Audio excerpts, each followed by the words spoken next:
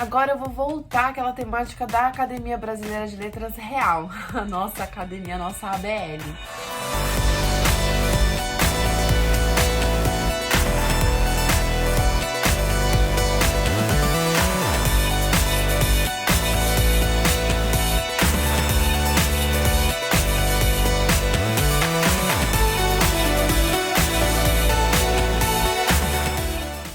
Gente, eu não conheço pessoalmente a ABL, tenho vontade sim de conhecer a ABL, a Biblioteca Nacional, enfim. Desde que eu fiz letras na USP, desde que eu estudei lá, a academia ela já estava numa posição de questionamento e não de idolatria.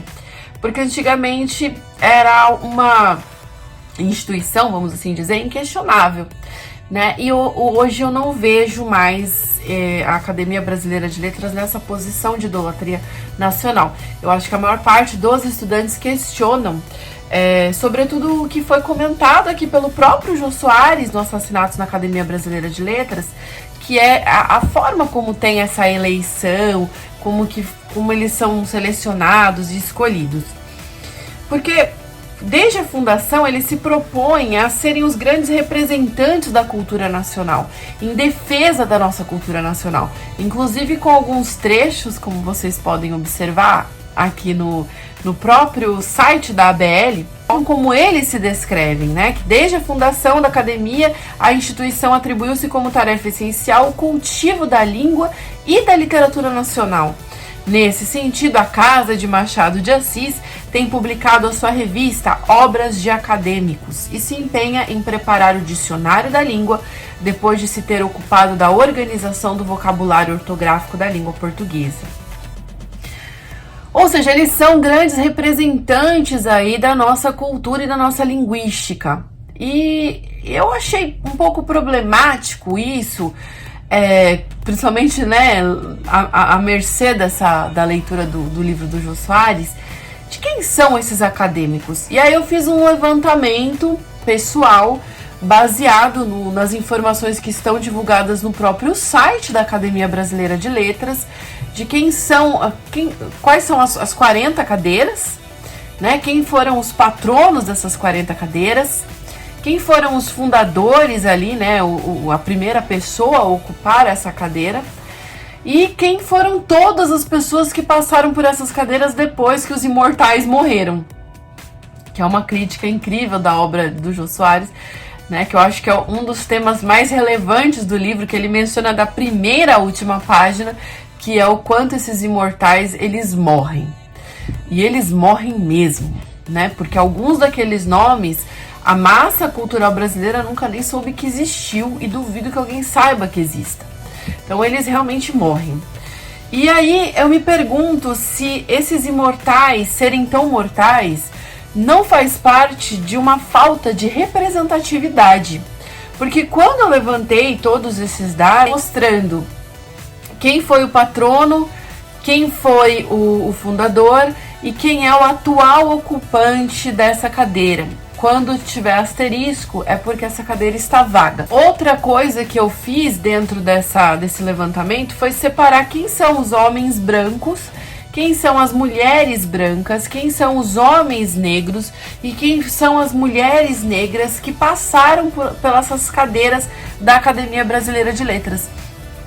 E assim, eu já tinha uma hipótese inicial quando eu comecei esse levantamento, e não me surpreendeu o resultado final, né? Então, assim, a instituição que se preocupa em representar e defender os interesses da cultura nacional brasileira, literária e linguística, ela é composta desde a sua fundação em 1897 até a atualidade por 96,5% de homens brancos.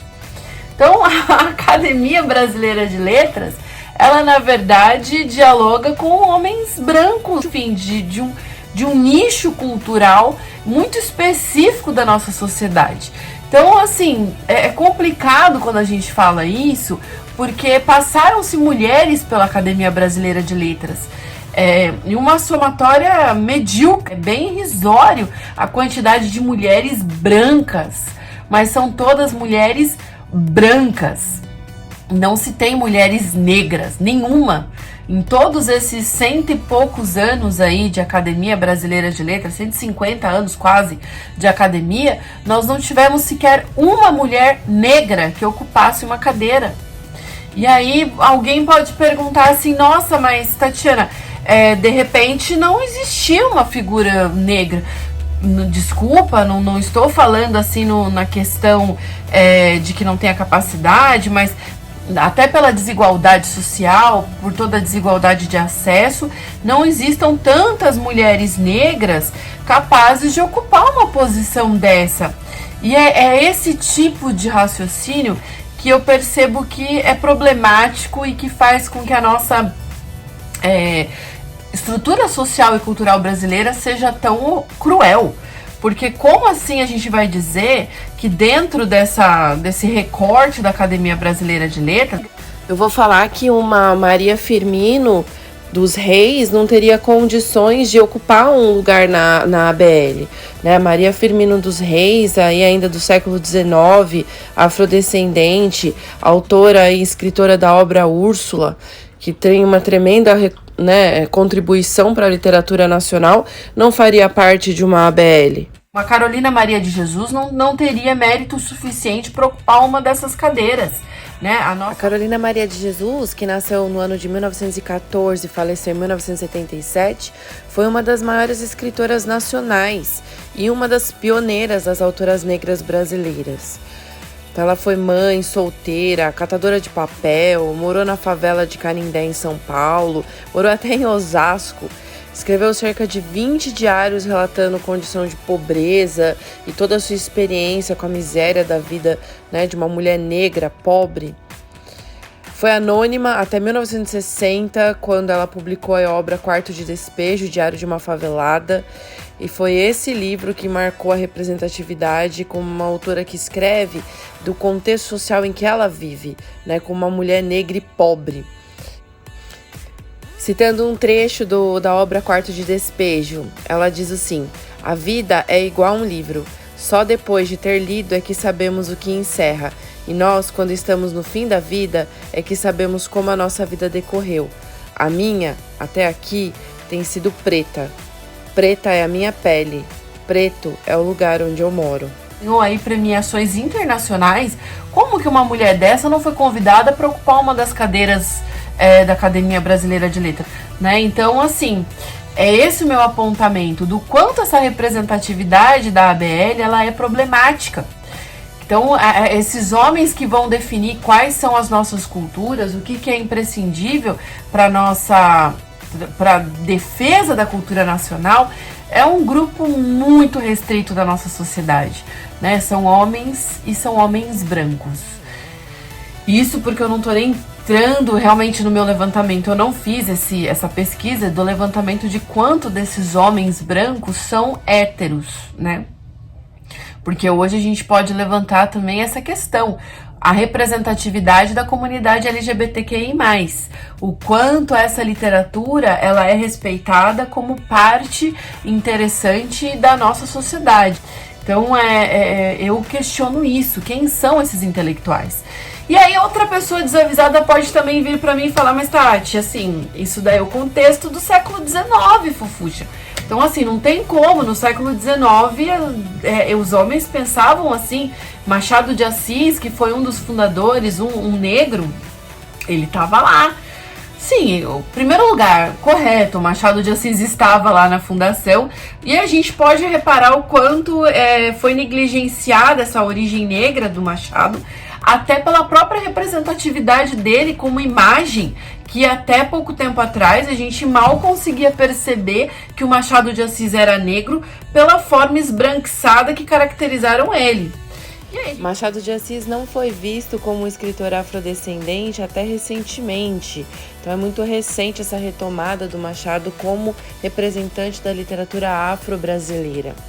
Em um trecho de Memórias Póstumas de Brás Cubas, uma das obras que abriu o realismo brasileiro, nós podemos ver aí uma crítica ou uma não presença de um herói branco que vai representar a voz do Machado irônica em relação a essa elite escravocrata. Nós falamos que Machado de Assis ele é um representante da literatura afro-brasileira não por construir um herói negro, um personagem que seja louvado dentro da imagem do afrodescendente, mas justamente por desconstruir a imagem dos brancos.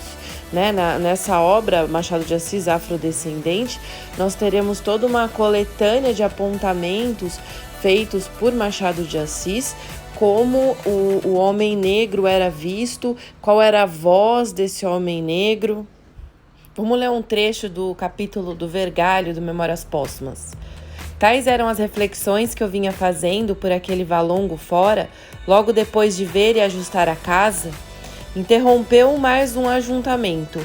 Era um preto que vergalhava outro na praça. O outro não se atrevia a fugir. Gemia somente essas únicas palavras. Não, perdão, meu senhor, perdão! Mas o primeiro não fazia caso e a cada súplica respondia com uma vergalhada nova. Toma, diabo, dizia ele, toma mais perdão, bêbado. Meu senhor, gemiu o outro. Cala a boca, besta, replicava o vergalho. Parei, olhei, justos céus, quem havia de ser do vergalho? Nada menos que o meu moleque Prudêncio, o que meu pai libertara alguns anos antes. Cheguei-me, ele deteve-se logo e pediu-me a bênção. Perguntei-lhe se aquele preto era escravo dele. É sim, senhor. Fez-te alguma coisa? É um vadio, um bêbado muito grande. Ainda hoje deixei ele na quitanda enquanto eu ia lá embaixo na cidade e ele deixou a quitanda para ir lá na venda beber. Está bom, perdoa-lhe, disse eu. Pois não, nhonhô, nhonhô manda, não pede, entra pra casa, bêbado. Saí do grupo que me olhava espantado e cochichava suas conjecturas. Segui caminho a desfiar uma infinidade de reflexões que sinto haver inteiramente perdido. Aliás, seria matéria para um bom capítulo, e talvez alegre. Eu gosto dos capítulos alegres, é o meu fraco. Exteriormente, era torvo o episódio do Valongo, mas só exteriormente. Logo que meti mais dentro a faca do raciocínio, achei-lhe o miolo gaiato, fino e até profundo. Era um modo que Prudêncio tinha de se desfazer das pancadas recebidas, transmitindo-as a outro. Eu, em criança, montava-o, punha-lhe um freio na boca, o desancava-o sem compaixão, ele gemia e sofria. Agora, porém, que era livre, dispunha de si mesmo, dos braços, das pernas, podia trabalhar, folgar, dormir, desagrilhoado da antiga condição, agora que ele se desbancava, comprou um escravo e ia lhe pagando com alto juro as quantias que de mim recebera. Vejam as sutilezas do maroto.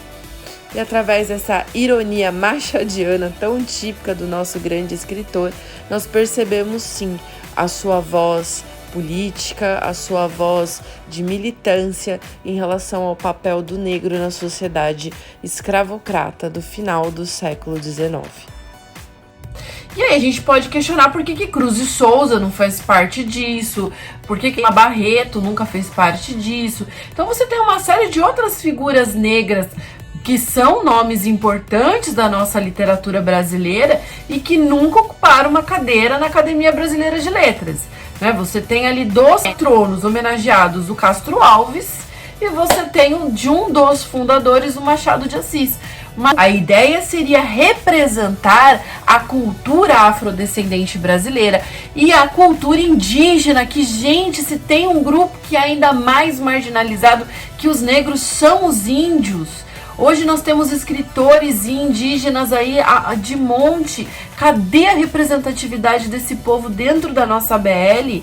Cadê a representatividade de uma mulher como a Carolina Maria de Jesus, que escreveu livros não reproduzindo a fala de um olhar elitista branco, mas uma mulher que colocou a sua visão de mundo dentro da sua realidade de um modo artístico. E daí que eu falo, gente, colocar um Marimbondos em Chamas aí em Fogo do Sarney realmente era a obra mais relevante para a representatividade da cultura brasileira dentro daquele contexto.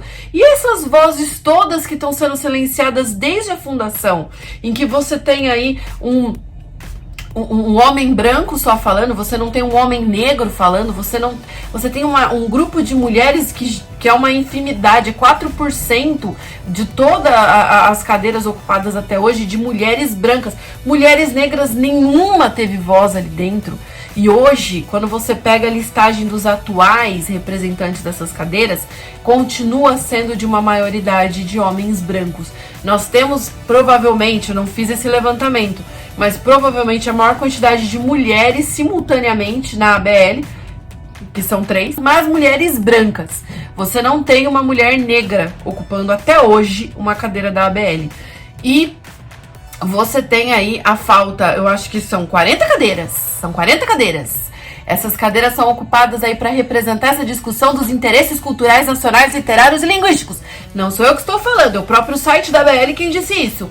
Gente, então o mínimo que deveria se fazer em 2021 com todas essas cadeiras é falar assim, olha, precisa ter dentro dessas 40 cadeiras representatividade de homens brancos, mulheres negras, homens negros, escritores da comunidade LGBTQI+, representantes, escritores dos índios, enfim, todo esse nicho cultural que acerca o nosso Brasil, escritores de diversas regiões do Brasil, para realmente a gente dizer que essa instituição ela representa a cultura nacional, que ela está ali para defender os interesses da literatura nacional. E não você dizer que tem um grupo VIP eleito por indicações internas, por votos secretos internos e que são por nomeações deles mesmos.